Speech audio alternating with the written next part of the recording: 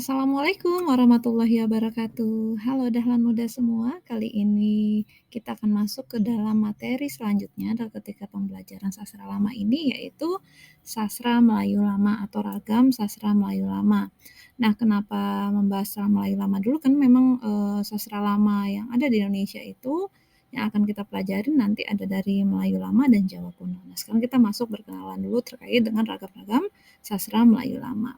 Nah, tentu untuk perkenalan awal kita akan melihat apa saja definisinya, bagaimana konsepnya, seperti itu ya.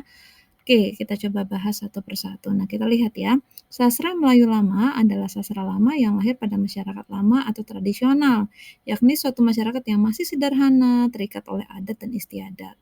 Maka kalau kita lihat anak-anak sekarang mungkin banyak yang tidak terlalu suka ya, tapi masih ada juga yang sangat menggemari sastra lama itu. Nah, pada awalnya bentuk sastra itu merupakan cerita rakyat yang disampaikan secara lisan dari mulut ke mulut, turun-temurun, maka memang kalau Anda tahu salah satu ciri sastra lama yaitu tidak anonim ya, tidak diketahui pengarangnya karena tadi dia disampaikan turun-menurun secara lisan. Kata Ikram dalam Filologi Nusantara menyatakan cerita rakyat yang ditulis dan terbitkan menjadi buku seperti halnya cerpen atau novel. Jadi yang dulu dari lisan mulut ke mulut itu sekarang dibukukan, diceritakan ulang, itu agar merawat tradisi, merawat cerita. Karena banyak sekali nilai-nilai didaktif, nilai pendidikan yang bisa diajarkan secara turun-menurun ya. Kemudian kita lanjutkan. Sastra lama Melayu kuno ini juga sering disebut sastra Melayu klasik. Nah, ini sebenarnya karya sastra Indonesia yang dihasilkan antara tahun 1870-an sampai 1942 aja, tepatnya sebelum kita merdeka. Nah, pada itu banyak berkembang di Sumatera, daerah Sumatera seperti Minangkabau, Langkat, Tapanuli, dan daerah Sumatera lainnya. Lalu ada juga orang-orang Tionghoa dan masyarakat Indo-Eropa. Kita lanjutkan. Catatan tertulis yang pertama kali ditemukan menggunakan bahasa Melayu kuno yang kabarnya berasal dari abad ke-7 Masehi. Bahkan sastra tersebut tercantum pada beberapa prasasti peninggalan Kerajaan Sriwijaya di bagian selatan Sumatera dan Wangsa Selendra di beberapa tempat di Jawa Tengah. Nah, ini kalau kita berbicara terkait sastra Melayu lama, memang catatan-catatan tertulis yang menunjukkan keadaannya itu dulu lewat prasasti-prasasti ya, ditemukan para peneliti atau ahli-ahli sejarah ya. Di situ, peninggalan umumnya dari Kerajaan Sriwijaya. Kemudian tulisan itu menggunakan aksara Pallawa, selanjutnya bukti-bukti tertulis lainnya muncul di berbagai tempat seperti dokumen-dokumen yang berasal dari abad ke-18. Semakin berkembang kira-kira seperti itu. Nah, kalau kita sudah paham terkait konsepnya tadi, apa itu sastra Melayu lama, nah, kita akan lihat ciri-cirinya, tapi ini sudah cukup umum ya, setidaknya Anda sudah memahaminya. Yang pertama itu sifatnya anonim, cirinya anonim, temanya istana sentris, bisa bahas kerajaan-kerajaan, lalu nilai yang kuat itu adalah budaya lokal, penyebarannya secara lisan, punya unsur didaktif dan imitatif ya. Oke, kalau begitu apa saja ragamnya? Nah, yang akan kita pelajari itu ada 6 ragam sastra Melayu kuno, yaitu ada pantun, syair, hikayat, sastra sejarah, sastra kitab, dan sastra undang-undang. Nah, nanti saya akan menjelaskan masing-masing secara umum dan kita akan diskusikan lebih lanjut nanti untuk memahaminya. Yang pertama, pantun sangat populer dan bahkan sekarang dia menjadi salah satu warisan dunia ya, sudah diakui oleh UNESCO dan ini suatu kebanggaan bagi kita dan ini perlu kita rawat, perlu kita sampaikan terus, secara berkelanjutan ya. Nah, pantun merupakan sejenis puisi yang terdiri atas 4 baris bersajak ABAB atau A, BBA atau ada juga AABB, tapi mungkin yang umum Anda kenal adalah ABAB dan AAA ya. 2 baris pertama merupakan sampiran yang umumnya tentang alam, flora, dan fauna. 2 baris terakhir merupakan isi. Nah, yang merupakan menjadi tujuan dari pantun tersebut. Satu baris terdiri dari 4 sampai 5 kata atau 8 sampai 12 suku kata. Ini umumnya yang menjadi standar ya. Nah, kalau kita lihat contohnya bagaimana? Ini yang sering didengar dibaca, Anda ketemukan di Google atau Anda cari di mana ya. Kayu cendana di atas batu, sudah diikat dibawa pulang. Ada dunia memang begitu, benda yang buruk memang terbuang. Nah, harapannya sastra lama bukan benda yang buruk ya. Jadi meskipun, dia sudah lama, tapi dia punya nilai yang membuat dia terus bertahan dan terus untuk diakui dan dipelajari. Oke, kita lanjutkan syair. Syair adalah puisi atau karangan dalam bentuk terikat yang mementingkan irama sajak. Nah, ini memang, bentuknya meskipun polanya baitnya seperti pantun, tapi dia punya ini ya, dia punya bentuk yang terikat, juga terdiri dari 4 baris, iramanya biasa A, A, A, A. Keempat barisnya itu mengandung arti dan maksud, jadi bukan sampiran dan isi. Kalau pantun kan baru 2 baris terakhir baru yang menunjukkan maksud, tapi syair tidak semuanya, itu bedanya. Nah, syair itu macam-macamnya banyak ya, ada syair panji, syair romantis, syair kiasan, syair sejarah, syair agama. Nah, dulu syair-syair ini bentuknya sudah banyak dibukukan, ditulis sebagai ungkapan apa ya, jadi para sastrawan lama kita ya, para penulis-penulis lama tuh puitis-puitis menyampaikan maksudnya itu lewat syair. Nah, kita bisa baca contoh syair Abdul Muluk ini ya salah satunya. Berhentilah kisah raja Hindustan. Ini maaf ya beberapa spasi, ada yang masih tersatu gara-gara saya pindahkan dari PPT format lamanya ya. Tersebutlah pula suatu perkataan, Abdul Hamid Syah Paduka Sultan duduklah baginda bersuka-sukaan. Abdul Muluk putra baginda, besarlah sudah bangsa muda, cantik menjeli susulnya Syahda, 13 tahun umurnya ada, parasnya elok amat sempurna, petak majelis bijak laksana, memberi hati bimbang gulana, kasih kepadanya mulia dan hina. Oke, ini kisah ya. Jadi syair Abdul Muluk itu memang berkisah bagaimana kerajaan Abdul Muluk waktu itu, siapa itu Abdul Muluk dan sebagainya. Jadi syair itu semuanya isinya itu, ada jenisnya syair panji tadi ya, romantis atau bentuknya kisah dan sebagainya, atau sejarah. Nah, ini salah satu contohnya. Kita lanjutkan ada hikayat. Hikayat mungkin ini juga tidak asing karena ini Anda pelajari waktu Anda SMA ya. Dari pantun, syair, hikayat. Nah, ini berasal dari bahasa Arab artinya cerita. Jadi hikayat ini mirip dengan dongeng, penuh hayal tentang kehidupan sekitar istana. Oleh karena itu dapat disebut dongeng istana juga. Pelaku utama dalam hikayat adalah raja, permaisuri, putra raja yang gagah berani, serta putri yang cantik jelita. Pelakunya biasa begitu. Anda bisa baca tuh hikayat Melayu, hikayat Sang Tua, hikayat Si Miskin, ya inilah yang paling terkenal ya, tapi banyak hikayat-hikayat yang lain. Oke, nah tiga sastra selanjutnya mungkin yang tidak terlalu banyak, tapi sekarang sastra sejarah sudah masuk di dalam teks sastra yang diajarkan di tingkat sekolah. Jadi Anda calon guru pun harus menguasainya ya. Sastra sejarah merupakan salah satu bentuk kesusastraan Melayu klasik yang berisi mitos dan sejarah. Adalah karya sastra Melayu kuno yang ditulis oleh pegawai istana, biasanya berisikan tentang asal-usul raja, peristiwa penting, dan adat istiadat yang berlaku. Nah, ini terkait sejarah. Jadi terkaitnya tentang asal-usul raja, peristiwa penting, adat istiadat, dan sebagainya. Nah, Tuhfat al-Nafis ini adalah salah satu hasil sastra sejarah yang terpenting berisi riwayat kerajaan-kerajaan Melayu sampai Singapura. Mulai dari asal-usulnya hingga tahun 1865.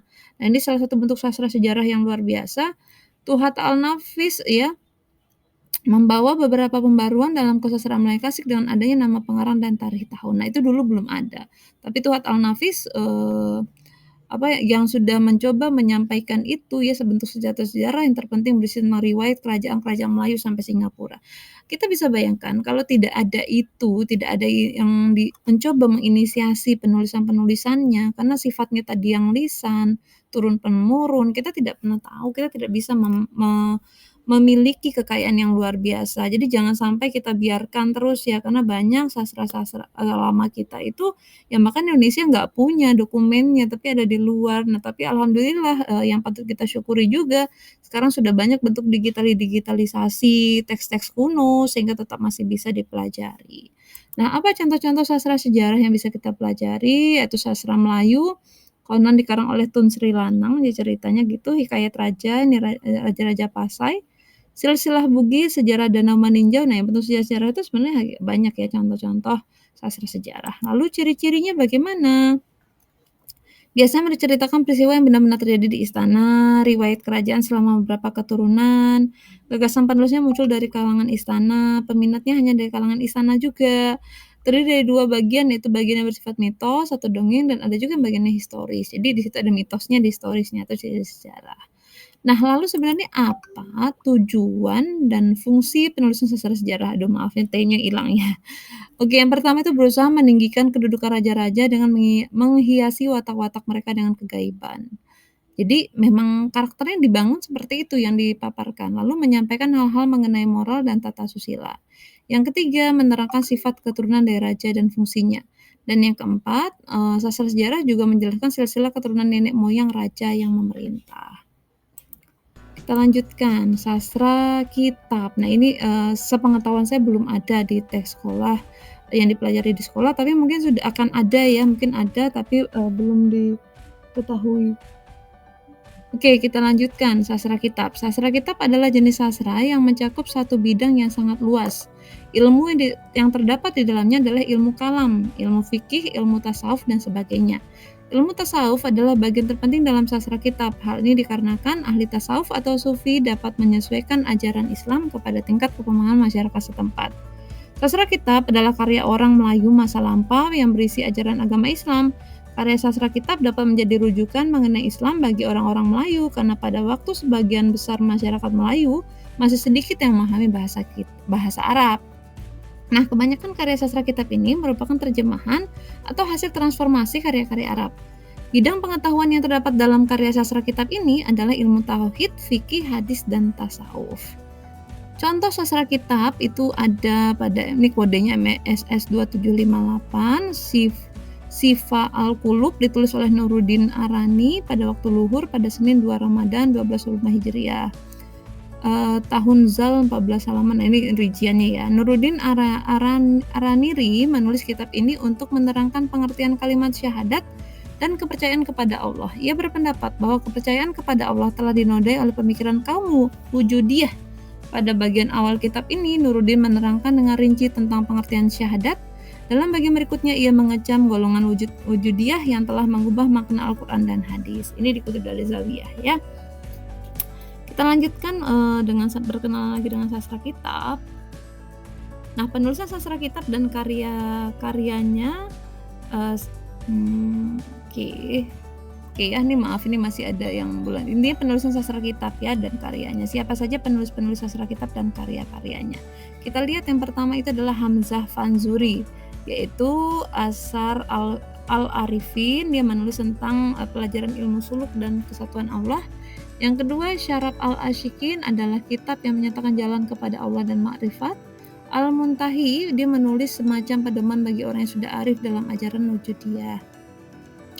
Oke, ini karena judulnya sama semua ya, jadi diabaikan saja ya, ini penulis dan karyanya. Yang selanjutnya Samsuddin Al-Sumatrani.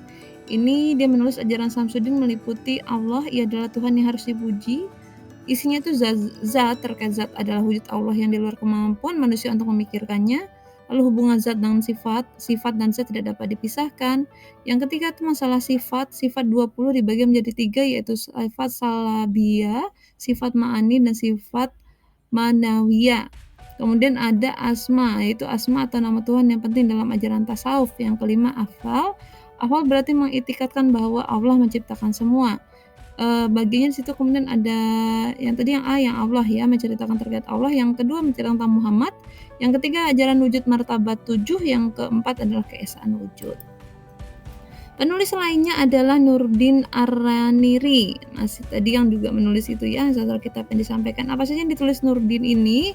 Siraid Al-Mustaqim, Bustanus Salatin, Asrar Al-Insan fi Marifah, Al-Ruh wal Rahman, Hujatul Sidik Dafi Izindik, Tibyan fi Marifati Adian, Hil Al-Zil, Sifa Al-Qulub, Jawahir Al-Ulum fi Kash Al-Malum, Fat Al-Mubin ala Al-Makhidid. Lalu penulis selanjutnya ada Abdul Rauf Singkel, yang tergolong sastra kitab itu adalah Hikayat 1000 Masalah, Tajus Salatin, dan Hikayat Wasiat Luqman Hakim.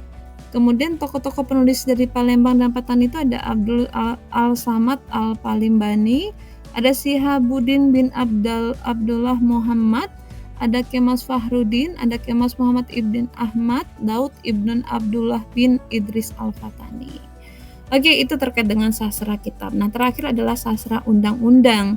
Apa itu? Liao Fang membicarakan 7 buah hasil sastra yang berisi undang-undang, yaitu ada Undang-Undang Malaka, Undang-Undang Laut, Undang-Undang Minangkabau, Undang-Undang Pahang, Undang-Undang Perak, Undang-Undang Minangkabau sampai ujung Negeri 9 dan Undang-Undang 99. Ya, kalau ini saya tahu persis ya, karena memang dasarnya ini seperti inilah yang dipacu oleh masyarakat Minangkabau. Jadi sastra undang-undang itu berisi aturan-aturan yang terkait dengan yang menjadi pedoman acuan yang dipakai oleh masyarakat. Nah, itu memang sumbernya memang berasal dari ini ya Melayu yang kemudian diturunkan oleh masyarakat Minangkabau, dan itu berlaku juga buat masyarakat di sekitarnya. Nah, apa saja undang-undang yang terdapat itu ada 4, ada adat non sebenar adat, jadi artinya adat yang benar-benar itu adat, ini biasanya menumpuk di lusung, menanak di perip, dan tugas-tugas dalam kedudukannya. Peraturan yang biasa ya, lalu ada adat yang dan adat non ditiadatkan. Jadi ini terdiri bagian dari cupa yang 2, kata yang 4, undang-undang yang 4, dan negeri yang 4. Ini pembagiannya. Ada adat teradat yang adat yang dipakai dalam luhak atau laras. Lalu terakhir adat istiadat, adat jahiliyah yang terlarang pada adat non sebenar adat seperti menyambung, berjudi, dan bersorak-sorai. Ini memang cuplikan sekali, nanti kalau untuk Anda lebih paham dan lebih luasnya perlu Anda baca lebih lanjut. Intinya, undang-undang ini mengatur sebagai pedoman-pedoman dalam kehidupan, bagaimana harusnya bersikap, bagaimana berkata, bagaimana dalam melakukan kegiatan-kegiatan lainnya. Lalu terkait dengan pembagian wilayah, pembagian luhak juga ada aturannya di sana. Nah, seperti itu gambaran ragam sastra Melayu, dan selanjutnya saya akan membagi proyek untuk Anda secara berkelompok untuk mengerjakan memahami kembali terkait ragam sastra Melayu lama ini. Sebagai penutup, saya kutip kata W.S. Rendra, kita telah menjadi asing di tanah leluhur sendiri. Kenapa saya mengambil kata-kata bijak dari W.S. Rendra ini? Karena memang kita kalau membaca yang tadi atau seperti apa, ini baru sastra Melayu, mungkin di antara Anda mungkin yang dari Sumatera yang mungkin sudah lebih kenal, tapi belum tentu juga, karena mungkin banyak Anda yang selama ini tidak mengetahui, karena memang tidak ada dokumen, tidak ada yang mengajarkan. Nah, makanya pentingnya ini terus dijaga, dilakukan penelitian, dikembangkan, dipublikasikan, sehingga orang tetap tahu bahwa Indonesia punya kekayaan sastra lama yang perlu tetap dijaga dan diteruskan kepada generasi selanjutnya, agar kita tidak menjadi orang asing di negeri sendiri, menjadi tidak terserabut dari akar, tetap punya identitas, punya kekuatannya. Oke, demikian yang dapat saya sampaikan. Terima kasih atas perhatiannya. Wassalamualaikum warahmatullahi wabarakatuh.